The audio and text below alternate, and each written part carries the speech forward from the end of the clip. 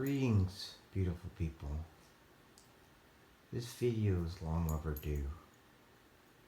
I don't recall the last time I posted a video. The past 2 years have been difficult to say the least. They're part of my worst moment in my life. Today, I'm supposed to graduate from a mental health diversion program, which the full story would come out. But the question and topic I posted about is how to heal while you're in trauma. I don't have the answer, although I'm searching for it. And I'm working towards my healing. I'm hoping what I'm dealing with, it's at least the halfway point, and I don't have to deal with this another 2 years. But true healing for me takes appropriate action, confronting lies and pulling out the thorns that hinder you from being the best you possible, being the best me possible. Because I live an optimal, simple, clean lifestyle like a Buddhist monk.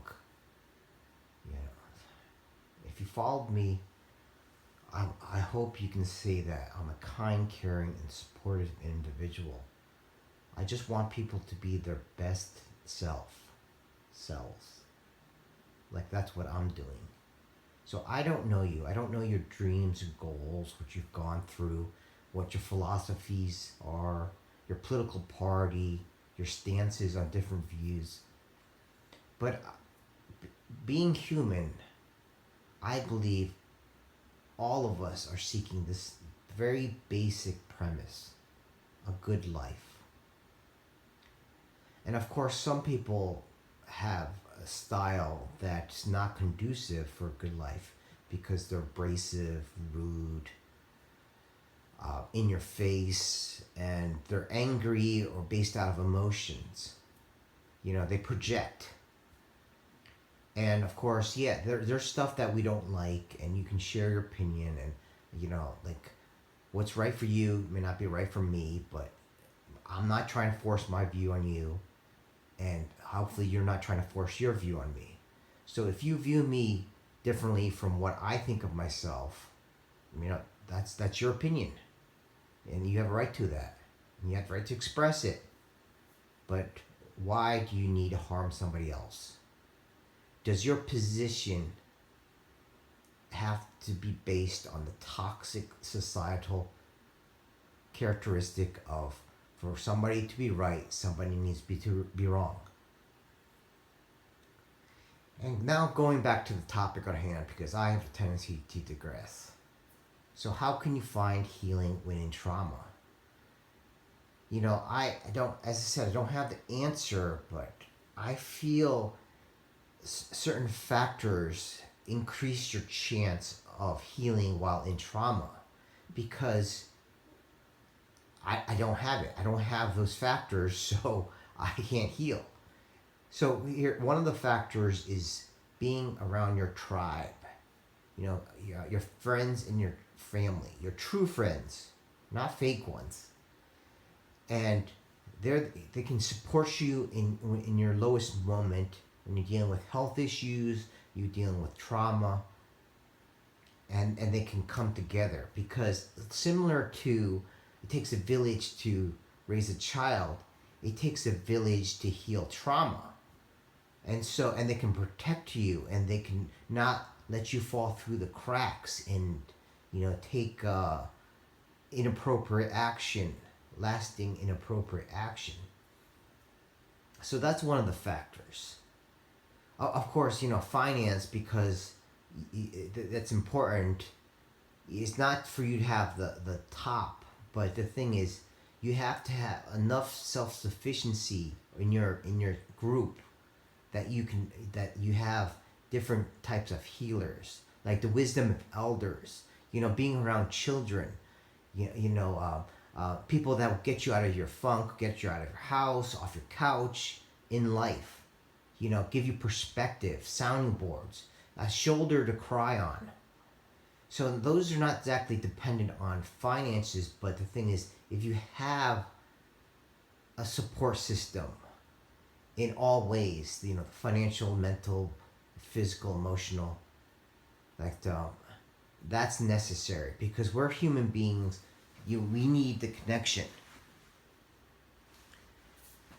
The third factor is good help, because finding good help is very difficult.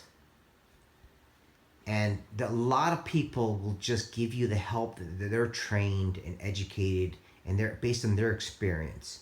So they don't customize the help to you. Like I've had, this period of time, I had a really horrible lawyer who took my money and ran. I've had other instances, other professionals, they took my money to CYA. I was forced to take psychiatric drugs and I didn't want to, but that's part of the system. And that leads to the next factor. The system has to be conducive for your healing. So the system is not a medical system, it's, legal system is what I'm talking about.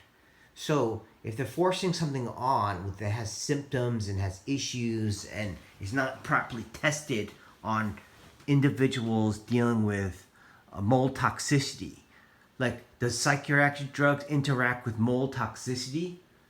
Yes, it does, because I know it does. But the certain people are not aware of the effect on the mind the mold does. And then, with the interaction of a non-tested drug regarding mold toxicity. So the system has to be there. And then, there's also like very intrinsic factors like your own resilience, your own previous experiences and challenges of how you dealt with trauma. Because you can fall and you can get up, but it doesn't have to be instantaneously. It could be slowly, it could be very carefully, with a proper healing, proper pace, proper preparation, proper dosage. There's a lot of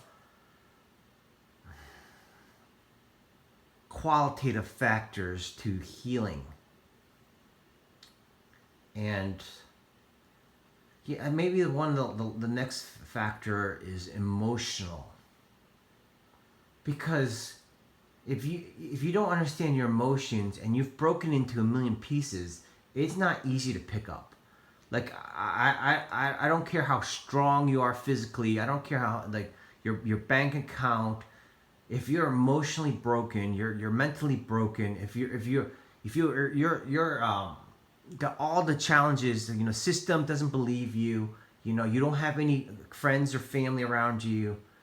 That makes the geographical location is another factor, because if you're stuck in the traumatic location where the trauma happened, you need some distance. I mean, we used to be a mobile species, and technically we are mobile, but it's not fully understood, because having roots is important. Somebody authentically cares for you versus you're paying them to care for you. So there's a significant difference, and everybody knows that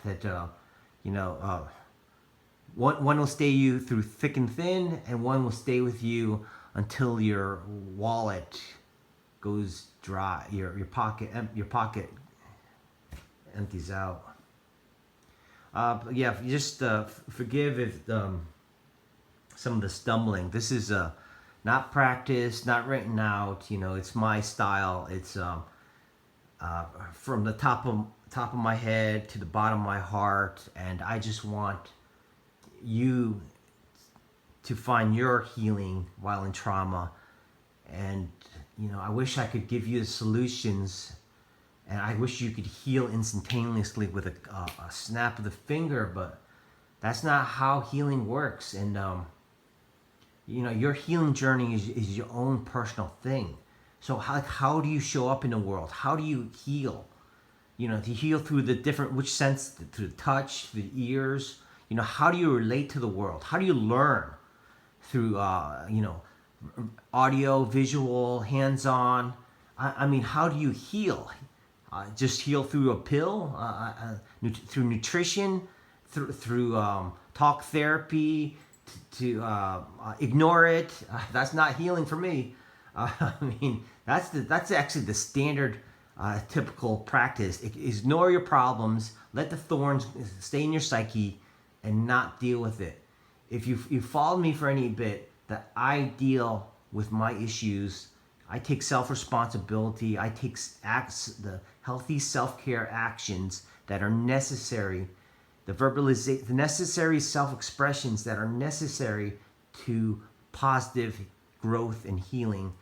And anybody that does follow me, that I'm looking to be the optimal best me, best selves, because there's things that are not defined. You know how we define things in the ninth degree and stuff, but there's a lot of understanding we still don't understand. The science has not caught up to life, to nature.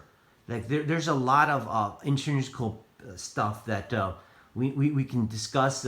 Plato and Aristotle, the sum or versus the parts, and there's so much learning you can do, but your main focus and main priority is to heal. Don't deal with distractions. Find the good help, find the community, find your peace, because we need homeostasis. A lot is being thrown at us when you're sick.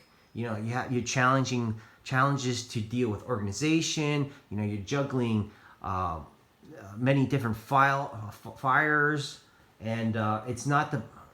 I wouldn't wish this on anybody, but appropriate action needs to be taken for healthiness, for growth, because as I've said in my posts, lies need to be revealed and reviled, because lies should not stand in justice nor in healing, because healing cannot have negativity or cannot have nastiness. Because you think of it, if you want to grow as a person, can you have nastiness? Certain words, certain things can't be linked together. You can't be a nasty, kind person. That does not exist. So if you want to be healthy, who ever heard of a smoker that's healthy? It's a paradox. It doesn't work. So if you truly want to be healthy, and you're listening to my long rant and rave, you definitely are committed to your health. So I wish you the best, and I hope you have some value out of this video, my first video in a while, and I'll do more. And find what you need for healing, the positive, safe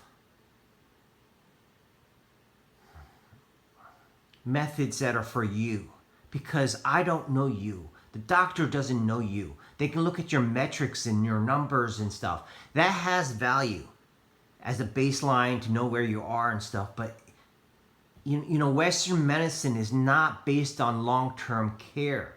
Preventative is not for full recovery. I mean, like when I had my mold, I took antibacterial, antifungal, but nobody talked about it before as preventative and stuff. I didn't know how bad it was. I didn't have the right people. I thought I only had one close friend in the area that I could go to, and that turned out to be false. So one of the factors is not having false friends around you in your worst moment of time, because one fake friend wanted me to buy a $500,000 catamaran, and I don't even sail. I mean, I don't know if it's for me. So I'm trying to heal, and this person is trying to fulfill her dream.